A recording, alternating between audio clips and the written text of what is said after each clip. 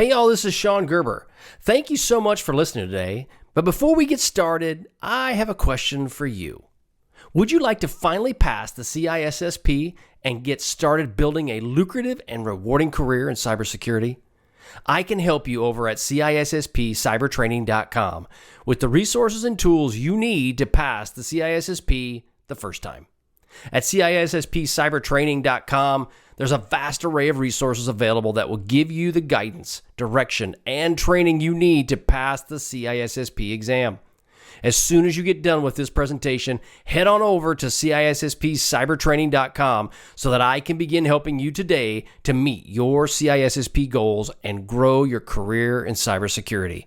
All right, let's get started.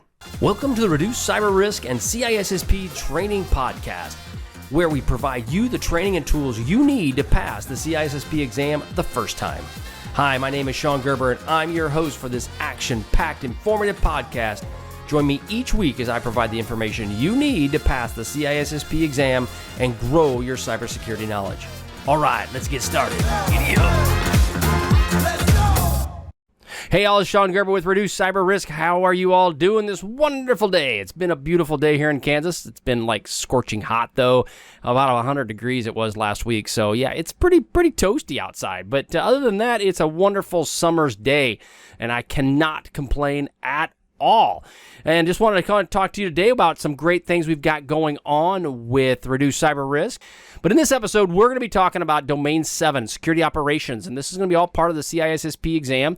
And these are some key areas that we cover, and this is Domain 7. And I try to focus on a specific podcast to go over a specific domain and areas that you need to be concerned about as you're dealing with logging and as you're dealing with the CISSP exam. So in the first part of the CISSP cybersecurity integration, we're going to be talking about logging and monitoring overview. And as far as the CISSP training, specifically about logging and monitoring activities, this is Domain 7. And if you study the ISC squared CISSP training manuals, you will know that that's where that falls into. And then the CISSP exam questions are going to be around logging and monitoring and data life cycle, Domain 7. All right, as it relates to the CISSP cybersecurity integration, we're going to be talking from an article I saw online from the InfoSec Institute. And this is Objective 7.3, conduct logging and monitoring activities. The topic is logging and monitoring overview. And really what it comes down to is we're going to get into what exactly are logs is the first thing we're going to kind of focus on. And typically people wonder, what are log files? Well, you know, this is riveting stuff. I hate to tell you, it's just riveting. What is a log file? A log file's got data in it. Oh my gosh, just turn the pages. You cannot hold back the enthusiasm about a log file. No, really, they're quite boring and quite painful. So therefore, we will talk about how you can ingest those log files. But bottom line is, they're an event log, something that occurs within an environment. And they are typically called with a computer name. They have creation, deletion, records. They have all of those pieces that are tied to an event log that may occur. Now, most systems, now I will say most, because in many older type systems or applications, they may not generate much for log files at all. In newer systems, they do. They generate a plethora of log files, which at times can be a bit overwhelming. But log files are an integral part, especially as you're dealing with the CISSP exam and understanding this as a cybersecurity professional. Now, there's different types of logs, and this comes again from InfoSec Institute, and you'll see this in your CISSP exam. But there's types of logs, and these are authentication logs, audit logs, and system logs. These are different types of logs that you will see. And they each have a different thing, and authentication obviously is when you're logging into something, it'll authenticate you. Audit log is basically looking at the system itself and finding out if there's an audit trail around those logs. And then your system logs are logs that are dealing with specifically with the system that's operating on it. Now, there's some different use cases that you need to keep logs for, and these use cases would be regulations, litigation, or even application debugging. I mean, there's many different situations where you would want log files. But in today's world, especially as litigious as it is, see, that's a big $10 word. Yeah, litigious. Actually, I don't even know what that means because my third grade education won't let me go any further than that, but it's a bad thing, I assume. been litigious, yes. So these use cases around litigation, regulations, you have to maintain logs for a period of time. And depending upon the company, depending upon the regulations, you may have to keep some of these logs potentially indefinitely, where you would then in turn be using products like AWS Glacier or someplace like that to store them. That's a different podcast. But bottom line is that you would have to keep these logs for a period of time, and regulations, litigations, or debugging may want you to have some form of logs and be able to keep them for a period. Now, there's some key considerations around the log files that you need to be aware of.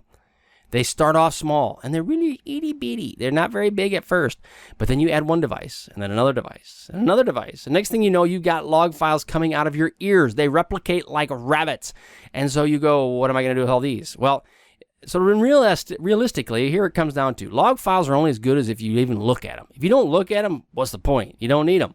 And they just take up space, and they basically take up processing speed. However, if you were to get sued due to something that would be unfortunate, such as a breach, and if you don't have log files and you have purposely did not collect log files, yeah, that's a bad thing for you. So I would not recommend doing that. So therefore, you need to start off small. But the logs it could be in a situation where they need to be forwarded and moved on. That's a possibility. Also, the storage can become a serious challenge as it relates to keeping your log files. You don't know. These things build up, and as they build up, they store for a long period of time. Now, if you have to keep them for a long period, you now go from being, gigabytes to terabytes to whatever's beyond a terabyte, a lot, but multiple terabytes to keep these logs. Now, these logs typically they call a flat file, so they're not very big. But as you get lots of systems reporting in, they will grow substantially. Now, data lifecycle of keeping these should also be considered. How long do you want to keep your logs for? You want to keep them for 90 days, 6 months, 1 month, 1 week, 2 days? I don't know. You got to decide.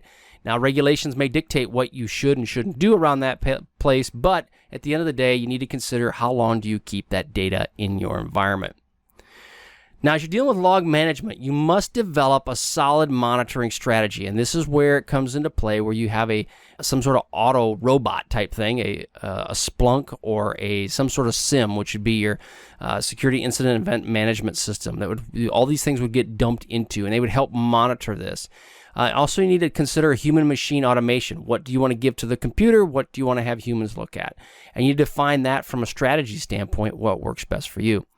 You also need to determine what to log. Everything doesn't need to be logged. You got to ask yourself, do you really need to log it? Well, in some cases, a banking situation, you may need to log almost everything. But in other cases, you probably don't need to. And it's just additional waste is really what it comes down to. Now, you need to start off small. We talked about that, but build value within your organization. And there's some devices that you can monitor, which would be your intrusion prevention, your intrusion detection, switches, all the things where routing goes through some level of traffic. Now, again, it comes down to your environment, comes down to your occupation, whether how much you should record or should not record with logs. But again, you want to look for anomalies. That is the key behind all of this. Now, when you're doing a log review, you need to define criticality of the systems to be monitored, i.e. intellectual property systems. They would be the first ones to look at. They have financial data, personal data. Those systems you'd want to keep logs of. Now, do you want to keep logs of the Raspberry Pi that is just checking, the people entering and exiting a building? Probably not. It's just one piece of information you probably don't need. But you need to define the criticality of these systems that you want to be monitored. You need to determine a process to handle issues. Incident response process. Do you have one? Is there an automated situations or events that you can click off and have this thing just go for you in the lieu that there is an issue? And you may need a tiered approach when you're handling these events. How do you want to handle a situation where you've been breached? Well, that would be a tier, oh my gosh, kind of tier, versus, this guy's computer, it doesn't work real well, and it's got ransomware on it, and it's really not worth anything. Well, that's like, oh, yawn, not a big deal. So you have to determine which one works best for you and your organization. Now, you also need to consider frequency. We talked about this as well. Do you want 90 days, 60 days, 100 days? 100? Yeah, it could be, exactly. 101 days. How was that one? That's a good one. Now, you got to decide what frequency, how often do you want to collect these? Do you want to collect them daily, hourly, monthly, minute by minute, minutely? That's not a real word, but it works for me. So you determine how frequently you want to collect them. Where do you want to store these? Do you have a forwarder that forwards on your logs? Do you have a syslog server that basically aggregates, collects all your logs? What is the bandwidth of the connection for your logs? You may have a situation where you are bandwidth constrained, and therefore these logs just take up extra space that you do not want them to do. Are these systems critical, non-critical? Are they scripted or a manual collection? How did you work that? Is it set up that they automatically post at a certain period of time to a certain location? And depending upon how you have things set up, you could have APIs set up so that it would have one application would talk to another application and just pitch the logs to a certain location. I said location 3 times. That's pretty cool. You get actually 10 points extra for saying the same word 3 times in one sentence. Yeah, no, that's not really good English. So yeah, don't listen to what I just said. You need to understand your environment as well. Operating systems, applications, tools, external access, third-party connections. All of those things need to be considered what are going to keep logs on. Now, as a personal example, I've got a situation where I've got third parties coming into our environment. I want to watch those logs. Now, do I want to watch the ticket meter that allows people in and out of an environment, like the gate? No, I really don't care about those. But now third-party guys and gals coming in, yeah, I kind of want to watch those. You never know what could be coming in through a third-party connection. So you just got to make sure that you keep all of that. Now, as you're dealing with log analysis, you need to consider, again, we talked about the data life of it, and there's various phases of your data life cycle. Here's your collection, your examination, your storage, your archiving, and your deletion. Those are basically 5 aspects, the 5 phases of cycle of generation. Yeah, basically, those are the things you need to consider yourself as you're dealing with data lifecycle: collection, examination, storage, archiving, and deletion. Now, there's various requirements that you need to consider in each of these phases. Are you dealing with GDPR, which is your General Data Privacy Regulation? Are you dealing with HIPAA, which is your Health Insurance Portability Accountability Act? I got to say that 10 times. SOX, like the Red Sox. Yeah, that one too. No, I can't. Sarbanes-Oxley is basically what that comes down to. But do you have requirements that focus you in this space, that requires you to have a certain amount of collection? How much do you examine it? Where do you store it? Is it encrypted? Do you archive it? And then what is the process for deleting? All these things you may have to define depending upon the environment or the industry that you are in. Now, policy decisions will also need to be made to address each of these. So it's important that you have it set up, that you have a policy for collection, examination, storage, archiving, and deletion. I say that a lot. So what I'm saying is I'm trying to hint at the fact that you probably need to know those. That's probably good to know. Probably just good to know. But bottom line is that you need to have policies that focus on those. So because it will help you make your environment much more secure. All right, so that's all I have for the CISSP integration. Let's roll into the training. Now, as we're dealing with 7.3, conduct logging and monitoring activities. And all right, moving on. All right, sorry to digress. All right, so we're getting into 7.3, conduct logging and monitoring activities. There's some key aspects around logging and monitoring you need to keep up. So we talked about logs, right? Well, there's security logs, there's system logs, there's application logs. All of these have a log. Now, I kind of hint back to the fact that if you have older applications, they sometimes don't have much for logs. Some of them may not have any logs. So that's something to consider as you're looking to dump all of this stuff into your security operations center or the tool du jour that they may be using. Almost everything, though, does have some form of log. Again, some can be useful, some not so useful. But the key around this, though, is you do need to consider protecting the log data that you collect. One, for a couple reasons. Well, if you've got a situation coming up where someone gets hacked, first thing they do is they go to the logs. Well, if the logs have been manipulated, then people will not trust the logs. So then, therefore, they end up throwing out that as evidence within, or they will then turn around and use it as a very more circumstantial evidence that isn't really worth a whole lot because maybe they feel that they're tainted. So the point of it is you need to protect these logs from attackers so that they don't get access to them, so they don't manipulate them. That's a key point around that. You also need to look at where do you want to store these things and what kind of repository, which we alluded to earlier, is that do you have a security incident event management system, a SIEM? Could be CyberArk, not CyberArk. No, it could be Splunk. It could be ArcSight. Could be other situations. You could have a homegrown system that you use, but anything that basically manages and collates events that occur within your environment. You also probably need a forwarder, and this forwarder will then collect logs from certain locations and forward them on to another location, or basically forward them onto the SIEM. And this will depend a lot on the size and complexity of your organization.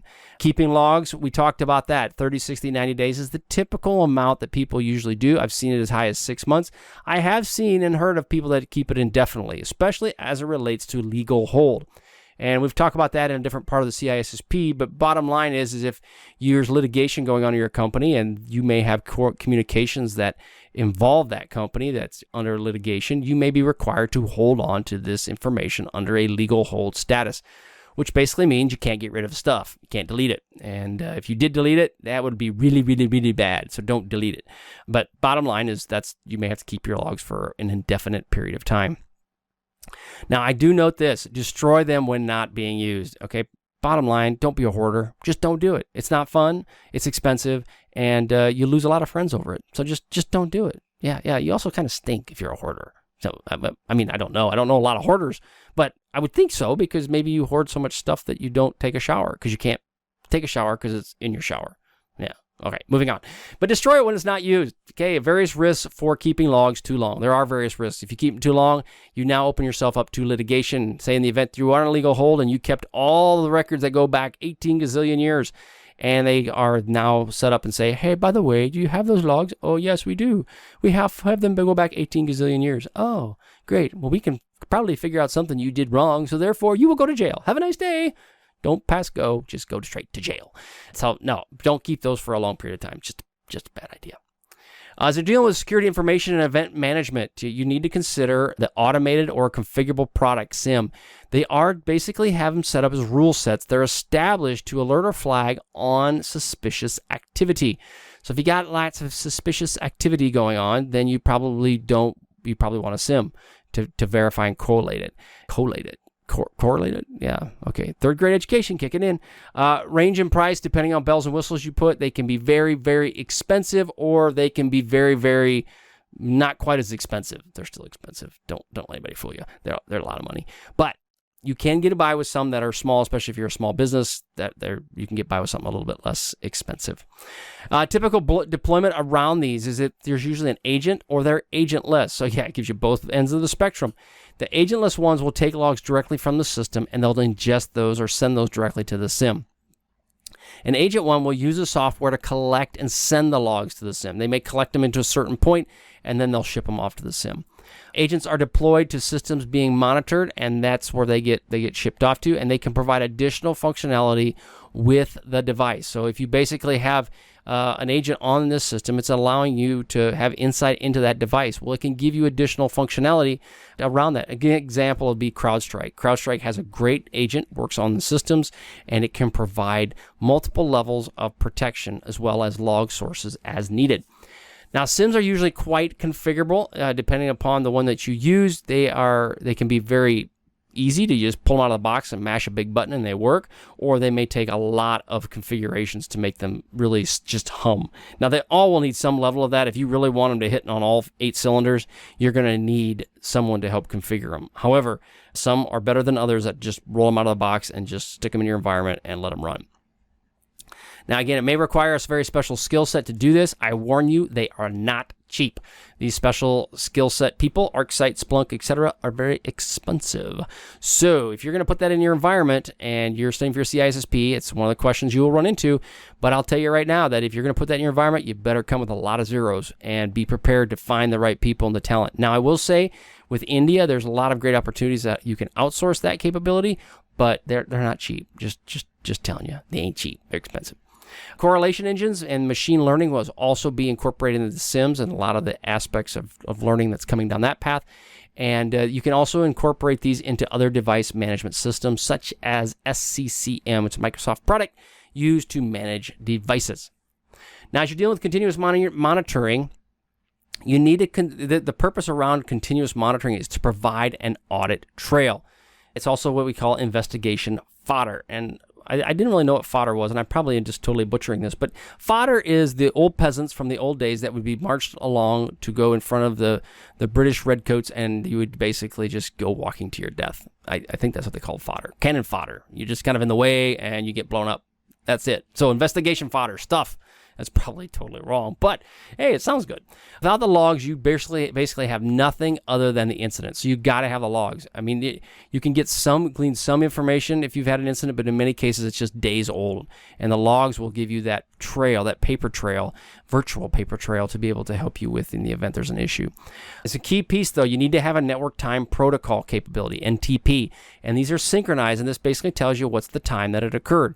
If you don't have an NTP server that's telling you it's syncing your time within your environment, typically you can do this just through the internet. But if you have a large enterprise, you may need that in your enterprise to make everything sync. You got to have that for timestamps. If you don't have that, that makes it extremely challenging to prove your case. Basically, the bottom line is all this stuff leaves breadcrumbs that you can go out and chase to help bring justice if somebody does breach your environment. And also, it does promote continuous monitoring, does promote accountability. It lets people know, hey, I'm watching you. Yeah, just go ahead, just do it. Cross the line. Oh, you did. Okay, now I'm going to beat you. No, it promotes some level of accountability.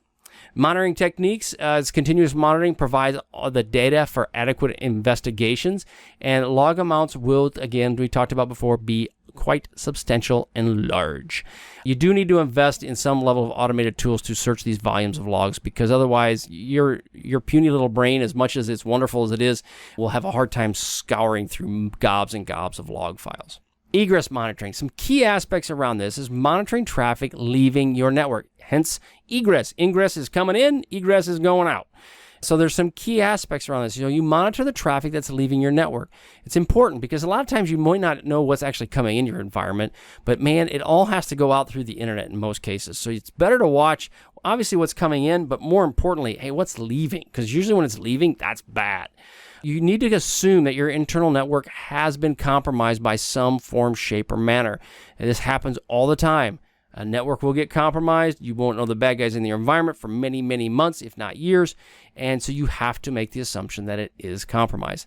The attacker wants data to leave. It wants to get rid of it. It wants to be able to send it to wherever it wants to go.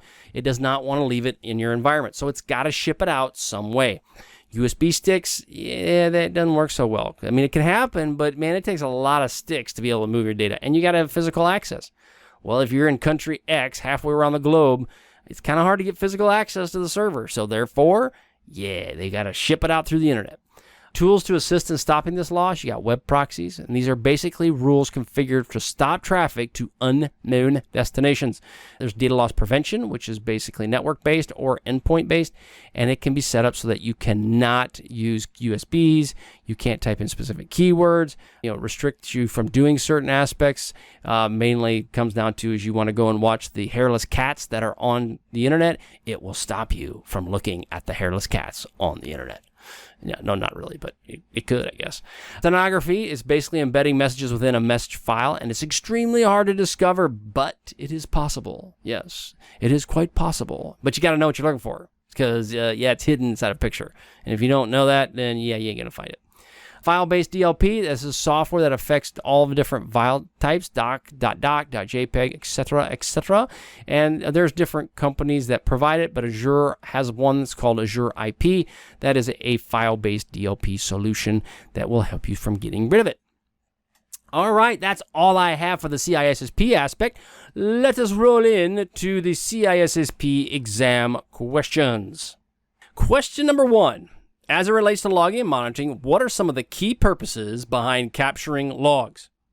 Provides provides an an audit trail, allows for legal actions and promotes accountability. B, provides an audit trail, keeps employees concerned, promotes dependability. C, allows for compliance to track employees, which is what we always want to do, keep employees concerned, which is even better, and promotes accountability. Or D, none of the above. Which one is it? It is A, promotes audit trail, yes, allows for legal actions, yes, and promotes accountability. Yes. It is A. So again, that's what you want to do is you want to make sure you have an audit trail. Got to be able to go back and get those breadcrumbs. You got to have some level of legal action in the event that you could use those logs, and you got to make sure that people are aware of what you're doing so that there's accountability involved. All right, the next question. When considering the data life cycle, what are the phases / cycles, not of the moon, that the data is generated? A, collection, inspection, storage, archiving, deletion. Remember, I mentioned this. You need to pay attention. B, gathering, examination, storage, archiving, deletion. C, collection, examination, backups, archiving, deletion. I'm seeing a trend here. Collection, examination, storage, archiving, deletion. What is it? A, B, C, or D? It is D, collection, examination, storage, archiving, and deletion. Those are the key considerations when looking at data lifecycle. Thanks so much for joining me today on my podcast. If you like what you heard, please leave a review on iTunes, as I would greatly appreciate your feedback. Also, check out my videos that are on YouTube. Just head to my channel, CISSP Cyber Training, and you will find a plethora of content to help you pass the CISSP exam the first time. Lastly, head to CISSPCybertraining.com and look for the free stuff that is only available to our email subscribers. Thanks again for listening. See you.